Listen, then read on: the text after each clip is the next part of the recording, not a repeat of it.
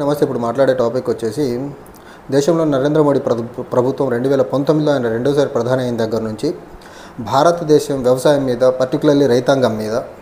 కక్షగట్టుకొని పనిచేస్తున్నాడు అంటే అవునని చెప్పక తప్పదేమో. రీసెంట్గా ఆయన మూడోసారి ప్రధాని అయిన తర్వాత మళ్ళీ రైతులకు సంబంధించినటువంటి డిమాండ్స్ ఫుల్ఫిల్ చేస్తామని రైతు సంఘాలతో జరిగిన చర్చలు కంప్లీట్గా విఫలమైన తర్వాత అది ఎంఎస్పీ అవనివ్వండి, లేకపోతే ల్యాండ్ అక్వైజిషన్కి కావాల్సినటువంటి కనీస మద్దతు ధర పెంచాలనే అంశం అవనివ్వండి, లేకపోతే ల్యాండ్లెస్ అగ్రికల్చరల్ లేబరర్స్కి కావాల్సిన ప్రొటెక్షన్ అంశంలో అవనివ్వండి, లేకపోతే రైతులకు మండీ దగ్గర జరిగే మోసాలని అరికట్టే విధానం అవనివ్వండి, వీటన్నిటినీ మీరు సెంట్రల్ గవర్నమెంట్ కర్టైల్ చేస్తే బాగుంటుంది అనే ఒక విధానంతో రైతు సంఘాలతో గ్రూప్ ఆఫ్ మినిస్టర్స్తో చర్చలు జరిపిన క్రమంలో ఆ చర్చలు కూడా విఫలమైన తర్వాత విధిలేని పరిస్థితుల్లో ఉత్తర భారతదేశంలో మరీ ముఖ్యంగా Punjab, Haryana and western UP and parts of Rajasthan రైతులు ధర్నాలు చేయడం మొదలుపెట్టిన తర్వాత గవర్నమెంట్ ఆఫ్ ఇండియా ఒక ప్రపోజల్తో వచ్చింది. అదే draft national policy framework on agriculture marketing అనేసి ఒక ప్రపోజల్తో వచ్చింది. ఈ ప్రపోజల్ కంప్లీట్గా వరల్డ్ బ్యాంక్ యొక్క రిఫార్మ్స్ని భారత వ్యవసాయ రంగంలో ఇంప్లిమెంట్ చేసి వరల్డ్ బ్యాంక్ సూచించిన సూచనలు అనుగుణంగా డిజిటల్ నెట్వర్కింగ్ మార్కెటింగ్ ద్వారా భారతదేశంలో ఉన్న వివిధ మండీలు లేకపోతే అగ్రికల్చర్ మార్కెట్స్ అన్నిటినీ అనుసంధానం చేసేసి ప్రపంచంలో ఉన్నటువంటి కార్పొరేట్స్కి భారత వ్యవసాయ మార్కెట్లో జరుగుతున్న డెవలప్మెంట్స్ ఆర్ ప్రొడక్షన్ గురించి, ప్రైసెస్ గురించి అన్నిటినీ స్ట్రీమ్లైన్ చేసేసి ప్రపంచ కార్పొరేట్స్కి భారతదేశం యొక్క వ్యవసాయ రంగాన్ని, తర్వాత భారతదేశం యొక్క రైతుల యొక్క హక్కుల్ని కంప్లీట్గా గ్లోబల్ కార్పొరేట్స్కి తాకట్టు పెట్టే ప్రయత్నం చేశాడంటే అవునని చెప్పక తప్పదేమో. దీన్ని చాలా తీవ్రంగా ఖండిస్తున్నటువంటి సంయుక్త కిసాన్ మోర్చా, ఈ సంయుక్త కిసాన్ మోర్చా 2025లో స్థాపించారు. అది కూడా నరేంద్ర మోడీ ప్రభుత్వం 2019లో రెండోసారి నరేంద్ర మోడీ గారు ప్రధాని అయిన తర్వాత రైతు వ్యతిరేక చట్టాలు తీసుకొచ్చిన క్రమంలో ఆ రైతు వ్యతిరేక చట్టాలకు ప్రతిఘటనగా ఏర్పడిన ఈ సంయుక్త కిసాన్ మోర్చా అంబ్రిల్లా ఏదైతే ఉందో, ఈ పర్టికులర్ సమయంలో సంయుక్త కిసాన్ మోర్చానే రైతు వ్యతిరేక చట్టాలకు వ్యతిరేకంగా ఢిల్లీ పరిసర ప్రాంతాల్లో వివిధ రాష్ట్రాల నుంచి వచ్చినట్టు, పర్టికులర్లీ ఉత్తర భారతదేశంలో వివిధ రాష్ట్రాల నుంచి వచ్చిన రైతులు మొత్తాన్ని సమీకరించి వాళ్ళందరినీ స్ట్రీమ్లైన్ చేసి నెలల తరబడి చలిలో, ఎండలో దీక్షల్ని రాస్తారోకోల్ని చేసి రైతు వ్యతిరేక చట్టాలని, అప్పుడు తీసుకొచ్చినటువంటి 3 రైతు వ్యతిరేక చట్టాలని వెనక్కి తీసుకెళ్లే దాంట్లో చాలా ప్రముఖ పాత్ర పోషించింది సంయుక్త కిసాన్ మోర్చా. అయితే అదే సేమ్ అవుట్ఫిట్ ఇప్పుడు ఈ తీసుకొచ్చినటువంటి draft national policy and agriculture marketing ఏదైతే ఉందో, ఇది వరల్డ్ బ్యాంక్ రిఫార్మ్స్కి అనుగుణంగా గ్లోబల్ కార్పొరేట్స్ యొక్క ఇంట్రెస్ట్లను కాపాడేదానికి అనుకూలంగా ఉంది. దీన్ని ఎట్టి పరిస్థితుల్లో యాక్సెప్ట్ చేసేదానికి రైతు సంఘాలు, వ్యవసాయదారులు సిద్ధంగా లేరు అనేసి చాలా ప్రస్ఫుటంగా దీన్ని ఖండించే ప్రయత్నం చేశారు. అయితే ఈ national policy framework and agriculture marketing ఏదైతే ఉందో దీన్ని మా స్టేట్లో ఇంప్లిమెంట్ చేయమని ఇప్పటివరకు చెప్పిన ముఖ్యమంత్రి ఎవరు ఉన్నారు అంటే అది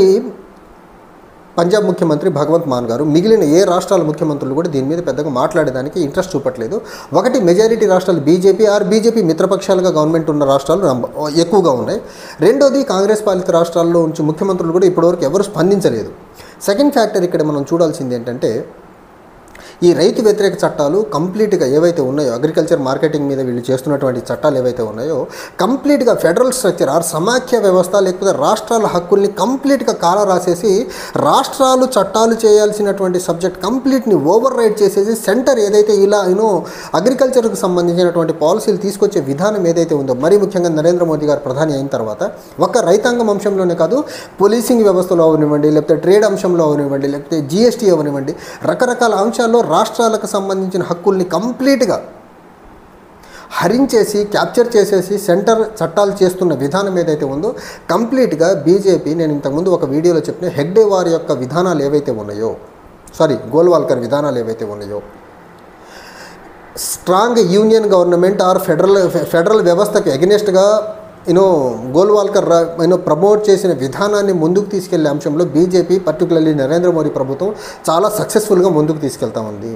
ఆ ప్రయత్నంలో భాగంగానే రాష్ట్రాల చేతుల్లో ఉన్నటువంటి అగ్రికల్చర్ అనే ఒక సబ్జెక్ట్ని కంప్లీట్గా సెంటర్ టేక్ ఓవర్ చేసి చట్టాలు చేయాలనుకునే ఒక దుర్బుద్ధి ఏదైతే ఉందో కంప్లీట్గా రాష్ట్ర ప్రభుత్వాన్ని పపెట్స్గా మార్చేసేసి తనకు అనుకూలంగా కార్పొరేట్స్ ఇంట్రెస్ట్లని కాపాడేదానికి రైతాంగం యొక్క ఇంట్రెస్ట్లని కాలరాసేసేసి రైతాంగం మొత్తాన్ని ఒక డార్క్ డిస్కంఫర్ట్ జోన్లోకి నెట్టేసేసి రైతులకు రావాల్సిన ప్రొవిజన్స్ ఏవి ప్రాపర్గా ఇవ్వకుండా, be it subsidy or MSP whichever, రైతులకు రావాల్సిన ఏవి ఇవ్వకుండా, ల్యాండ్ రీహాబిలిటేషన్ రీసెటిల్మెంట్ యాక్ట్ని ప్రాపర్గా ఇంప్లిమెంట్ చేయకుండా, కనీసమైన మద్దతు ధర ల్యాండ్ ఎక్వైర్ నేషనల్ ప్రాజెక్ట్స్కి ల్యాండ్ ఎక్వైర్ చేసే క్రమంలో కనీస మద్దతు ధర ప్రాపర్గా ఇవ్వకుండా బీజేపీ ముందుకెళ్తున్న విధానం ఏదైతే ఉందో ఇది ఖచ్చితంగా detrimental to the farming community and agriculture labourers అనేసి కిసాన్ సంయుక్త కిసాన్ మోర్చా ప్రతిఘటించి దీన్ని ఎట్టి పరిస్థితుల్లో యాక్సెప్ట్ చేయబోమనేసి మళ్ళీ ధర్నాకు దిగే ప్రయత్నం అయితే చేస్తూ ఉంది. వివిధ రాష్ట్రాల్లో యాజ్ వెల్ యాజ్ ఢిల్లీ పరిసర ప్రాంతాల్లో కూడా వీళ్ళు ధర్నాలు చేసి ముందుకెళ్ళేదానికైతే చాలా బలంగా పూనుకున్న పరిస్థితి అయితే చాలా క్రిస్టల్ క్లియర్గా కనిపిస్తూ ఉంది. అయితే ఎన్ని ధర్నాలు చేసినా ఎన్ని రాస్తారోకోలు చేసినా నరేంద్ర మోదీ ప్రభుత్వానికి చీమ కుట్టినట్టు కూడా అనిపించదు. ఎందుకంటే ఒకసారి గవర్నమెంట్ ఏర్పడిన తర్వాత 5 సంవత్సరాలు నరేంద్ర మోదీని ఎవరు ఏది చేసేదానికి ఉండదు. కాబట్టి నరేంద్ర మోదీ గారు ఇంకొక మళ్ళీ 2 సంవత్సరాలు 3 సంవత్సరాలు రైతుల్ని రోడ్ల మీద కూర్చోబెట్టేసి నేషనల్ లెవెల్లో రైతులను మళ్ళీ ఇబ్బందులు పెట్టే ప్రయత్నం చాలా ప్రస్ఫుటంగా చేస్తున్నారని చాలా క్లియర్గా అర్థమవుతుంది. ఇక్కడ మనం చూడాల్సింది ఏంటంటే ఈ national framework on agriculture marketing ఏదైతే ఉందో దాని ప్రధాన ఎజెండా అయితే ఒకటి ప్రైవేట్ సెక్టర్ స్పెషల్లీ కార్పొరేట్లు ఎవరైతే అగ్రికల్చర్ వ్యవసాయ రిలేటెడ్ బిజినెస్లో ఉన్నారో వాళ్ళ ఇంట్రెస్ట్లను కాపాడేదానికి వరల్డ్ బ్యాంక్ ఇచ్చిన reforms or regulations or recommendations ఏవైతే ఉన్నాయో వాటిని తూచా తప్పకుండా ఇంప్లిమెంట్ చేసేసి వ్యవసాయ సంబంధించినటువంటి ప్రొడక్షన్ మీద, ప్రాసెసింగ్ మీద, మార్కెటింగ్ మీద ఈ 3 అంశాలు ప్రొడక్షన్ దగ్గర నుంచి, మార్కెటింగ్ దగ్గర నుంచి, ప్రాసెసింగ్ వరకు ఈ మూడింటిని గ్లోబల్ అగ్రి కార్పొరేట్ బిజినెస్ ఎవరైతే చేస్తున్నారో వాళ్లకు మేలు చేకూర్చేదానికి ఈ పర్టికులర్ డ్రాఫ్ట్ బిల్లును తీసుకొచ్చి రైతాంగానికి గ్లోబల్ కార్పొరేట్స్కి తాకట్టు పెట్టేదానికి నరేంద్ర మోదీ ప్రభుత్వం చాలా ప్రస్ఫుటంగా పూనుకుంది. గ్లోబల్ కార్పొరేట్స్తో పాటు ఈ బిజినెస్లో ఇండియా నుంచి ఎవరున్నారని చూస్తే మనకు అదానీ ఉన్నాడు. సో గ్లోబల్ లెవెల్లో ఉన్నటువంటి అగ్రి కార్పొరేట్ బిజినెస్ ఒక పక్క, ఇంకో పక్క దేశంలో నరేంద్ర మోదీ అండ్ బీజేపీ మిత్రుడైనటువంటి అదానికి మేలు చేకూర్చే అంశం ఇంకోటి. సో వీటన్నిటిని ప్యారలల్గా తీసుకెళ్ళాలి అంటే ఖచ్చితంగా ఒక రెగ్యులేషన్ ఉండాలి. ఆ రెగ్యులేషన్ ఉండాలంటే ఇలాంటి డ్రాఫ్ట్ బిల్ ఒకటి తీసుకొచ్చి దాని మీద పబ్లిక్లోకి ఒక చర్చకు లేవనైతే పబ్లిక్ నుంచి వచ్చిన ఒపీనియన్స్ కొన్ని తీసుకోకపోయినా అల్టిమేట్గా వీళ్ళు అనుకున్నట్టు ముందుకు తీసుకెళ్లేదానికి ఆస్కారం ఉంటుంది. కాబట్టి డ్రాఫ్ట్ బిల్ని అయితే పబ్లిక్ డొమైన్లో పెట్టారు. పబ్లిక్ నుంచి వచ్చే రికమెండేషన్స్ని యాక్సెప్ట్ చేస్తారా లేదా సెకండరీ కానీ పబ్లిక్ డొమైన్లో అయితే పెట్టడం అయితే జరిగింది. అయితే దీని ప్రధాన ఆబ్జెక్టివ్ ఇప్పుడు నేషనల్ అగ్రికల్చర్ మార్కెటింగ్ ఫ్రేమ్వర్క్ యొక్క మెయిన్ ఆబ్జెక్టివ్ ఏంటంటే దేశంలో ఉన్నటువంటి 7057 రిజిస్టర్డ్ అగ్రికల్చర్ మార్కెట్స్, తర్వాత 22,931 గ్రీన్ హాబ్స్ అంటే అగ్రికల్చర్కి సంబంధించినటువంటి స్మాల్ మండీస్ ఇవి లోకల్గా ఉన్నటువంటి వీటన్నిటిని ఒక స్ట్రీమ్ లైన్ మేనర్లో డిజిటల్ పబ్లిక్ ఇన్ఫ్రాస్ట్రక్చర్ కిందకి తీసుకొచ్చి దేశంలో ఏ నలుమూలలు ఈ మార్కెట్స్ అన్నింటిలో ఈ 27,000 రిజిస్టర్డ్ మార్కెట్స్, తర్వాత గ్రీన్ హాబ్స్ ఏవైతే 22,000 గ్రీన్ హాబ్స్ ఏవైతే ఉన్నాయో వీటన్నిటిలో ఏ మార్కెట్లో ఏ ప్రోడక్ట్స్ వస్తున్నాయి, ఎంత వస్తున్నాయి, మార్కెట్ ప్రైస్ ఎలా ఉంది, వీటన్నిటిని డిజిటల్ పబ్లిక్ ఇన్ఫ్రాస్ట్రక్చర్ ద్వారా ప్రపంచవ్యాప్తంగా గ్లోబల్ ఇండియన్ అగ్రికల్చర్ కమోడిటీస్ యొక్క మూవ్మెంట్స్ ఎలా ఉన్నాయి, ప్రొడక్షన్ ఎలా ఉంది, మార్కెటింగ్ ఎలా ఉంది అని ప్రపంచవ్యాప్తంగా తెలియపరిచి